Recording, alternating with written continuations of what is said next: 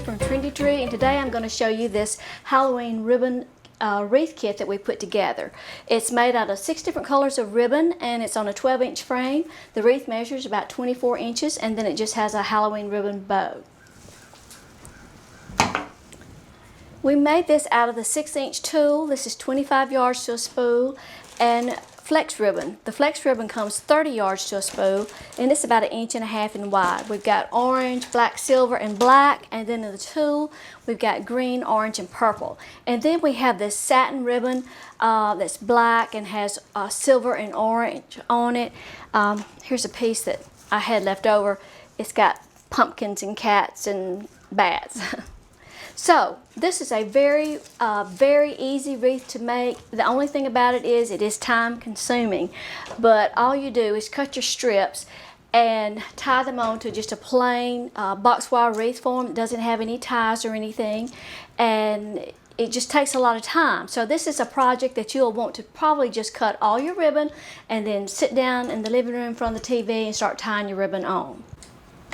The easiest way to cut your tulle is cut your 2 pieces of cardboard, and since we want our strips about 12 inches, I cut 2 pieces of cardboard 12 inches in length, and it's about 6 inches in width.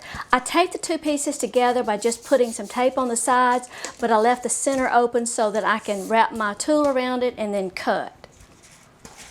And the way to do that is just start your tulle on your board, and then you can just flip, let that tulle just be loose and just make as many turns as you want. I'm just going to do a few since I'm going to just show you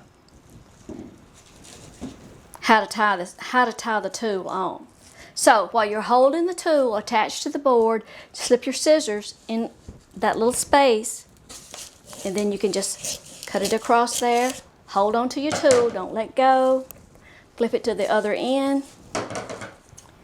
Slide your scissors in and cut your tulle. And then you've got 6-inch pieces to use. Now, to tie the tulle on, you just kind of gather it, and I started on the gather it with your ends even. I started on the outside layer and just wrap that under the ring. Reach through with your fingers and pull those tails through. And you can just pull it and give it a good snug. You just made a slip knot. And you just alternate your ribbons, different colors.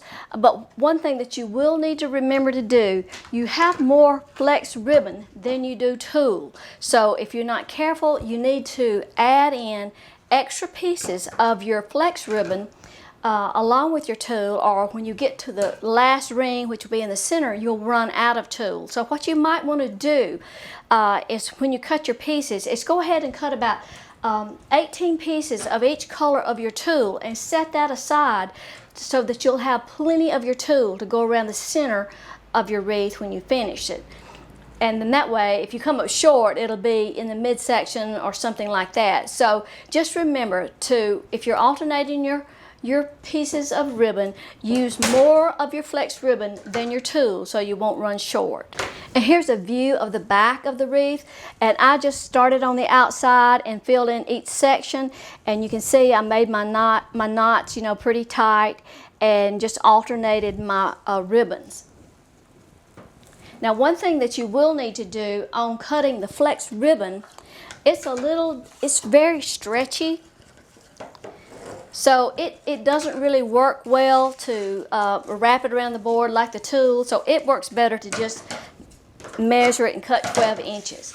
And when you're tying the tulle on, and I'll do a close-up version of this too, you do it the same way, but you make sure your ends are even, and then you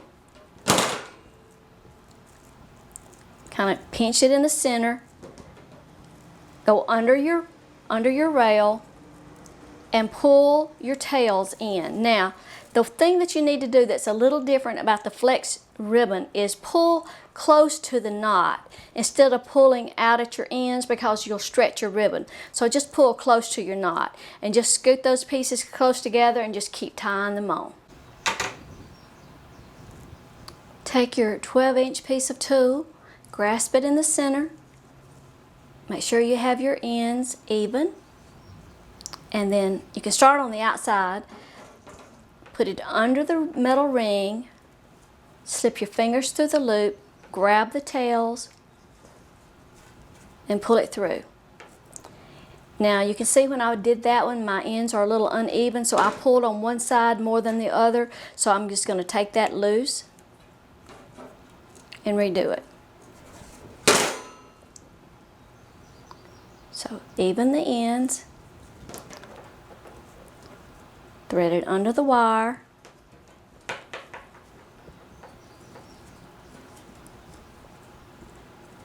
and pull the tails through. Okay? You can just pull on that and get your knot tied.